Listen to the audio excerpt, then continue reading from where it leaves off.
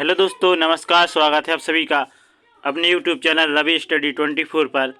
आज की वीडियो में हम जानेंगे भारतीय संविधान के अंतर्गत संविधान का विकास क्रम, जिसमें 1773 ईस्वी का रेगुलेटिंग एक्ट, 1781 ईस्वी का एक्ट ऑफ सेटलमेंट, 1784 ईस्वी का पिट्स इंडिया एक्ट, 1793 ईस्वी का चार्टर अधिनियम, 1813 ईस्वी का चार्टर अधिनियम। इसके अंतर्गत हम देखेंगे इन सभी को विस्तार से। तो चलिए साथियों, शुरुआत करते हैं आज की इस वीडियो का। तो वीडियो को शुरू करने से पहले सभी साथियों से निवेदन है कि यदि चैनल पर पहली बार आए हैं तो चैनल को सब्सक्राइब करके बेल आइकन को प्रेस कर लें और वीडियो को लाइक कमेंट शेयर कर दें, ताकि आप एक बेहतर तैयारी कर सकें। तो शुरुआत करते हैं आज की इस क्लास का।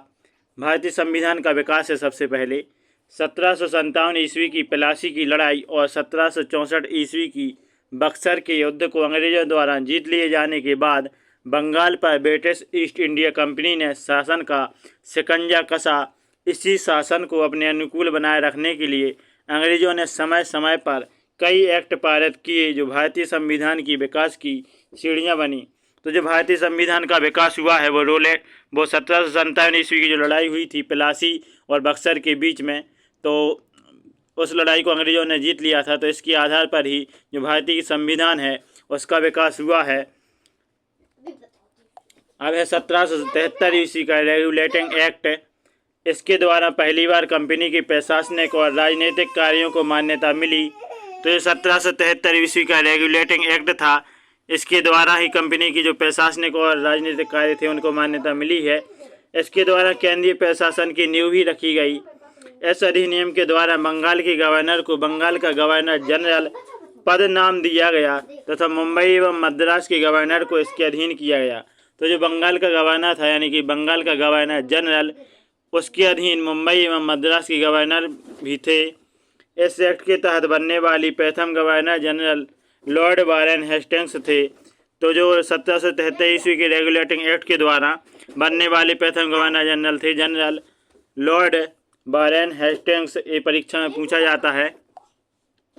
इस अधिनियम के अंतर्गत कोलकाता में 1774 ईस्वी में एक उच्चतम न्यायालय की स्थापना की गई, जिसमें मुख्य न्यायाधीश और 3 अन्य न्यायाधीश थे। इसके प्रथम मुख्य न्यायाधीश सर एलिजा एम्पे थे। अन्य 3 न्यायाधीश चैम्बर्स, लाइमेंस्टर, हाइड थे। तो जो 1773 ईस्वी का रेगुलेटिंग एक्ट था, इसके द्वारा ही कलकत्ता में एक उच्चतम न्यायालय की स्थापना की गई थी 1774 ईस्वी में। इसके जो पहले न्यायाधीश थे, यानी कि मुख्य न्यायाधीश, वो एलिजा एम्पे थे और 3 अन्य न्यायाधीश थे चैम्बर्स, लाइमेंस्टर और हाइड। ये भी परीक्षा में पूछा गया है कई बार। 1781 ईस्वी का act of settlement. Regulating act की कमियों को दूर करने के लिए इस एक्ट का प्रावधान किया गया। तो ये पूछा जाता है कि रेगुलेटिंग एक्ट की कमियों को दूर करने के लिए कौन सा एक्ट आया। तो 1781 ईस्वी का एक्ट ऑफ सेटलमेंट। इस एक्ट के अनुसार कोलकाता की सरकार को बंगाल, बिहार और उड़ीसा के लिए भी विधि बनाने का प्राधिकार प्रदान किया गया। तो जो कोलकाता की सरकार थी वो कोलकाता के अलावा बंगाल, बिहार और उड़ीसा में भी कानून बना सकती थी। ये अधिकार प्राप्त हुआ। अब है 1784 ईस्वी का पिट्स इंडिया एक्ट। इस एक्ट के द्वारा दोहरे प्रशासन का प्रारंभ हुआ। तो ये भी पूछा जाता है कि दोहरे प्रशासन का प्रारंभ कब हुआ। तो 1784 ईस्वी के पिट्स इंडिया एक्ट के द्वारा बोर्ड ऑफ डायरेक्टर्स इसके व्यापारिक मामलों के लिए थे, और जो बोर्ड ऑफ कंट्रोलर थे वो थे राजनीतिक मामलों के लिए। इसके बाद है 1793 ईस्वी का चार्टर अधिनियम। इसके द्वारा नियंत्रण बोर्ड के सदस्यों तथा कर्मचारियों के वेतन आदि को भारतीय राजस्व में से देने की व्यवस्था की गई। तो जो नियंत्रण बोर्ड के सदस्य और कर्मचारी थे, उनको जो वेतन मिलता था वो भारतीय राजस्व में से देने की व्यवस्था 1793 ईस्वी के चार्टर अधिनियम द्वारा की गई। इसके बाद 1813 ईस्वी का चार्टर अधिनियम। तो इस अधिनियम की मुख्य विशेषता निम्नलिखित हैं, जैसे कि कंपनी के अधिकार पत्र को 20 वर्षों के लिए बढ़ा दिया गया। तो जो कंपनी का अधिकार पत्र था उसे 20 साल के लिए बढ़ा दिया गया था 1813 ईस्वी के चार्टर अधिनियम द्वारा। कंपनी की भारत के साथ व्यापार करने के एक अधिकार को छीन लिया गया। तो जो कंपनी थी ईस्ट इंडिया कंपनी, वो कह रही थी कि भारत अपने साथ यानी ईस्ट इंडिया कंपनी के साथ व्यापार नहीं कर पाएगी। कुछ सीमाओं के अधीन सभी ब्रिटिश नागरिकों के लिए भारत के साथ व्यापार खोल दिया गया।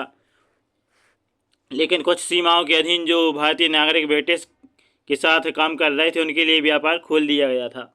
1813 से पहले ईसाई पादरियों को भारत में आने की आज्ञा नहीं थी, परंतु 1813 ईस्वी के अधिनियम द्वारा ईसाई पादरियों को आज्ञा प्राप्त करके भारत आने की सुविधा मिल गई।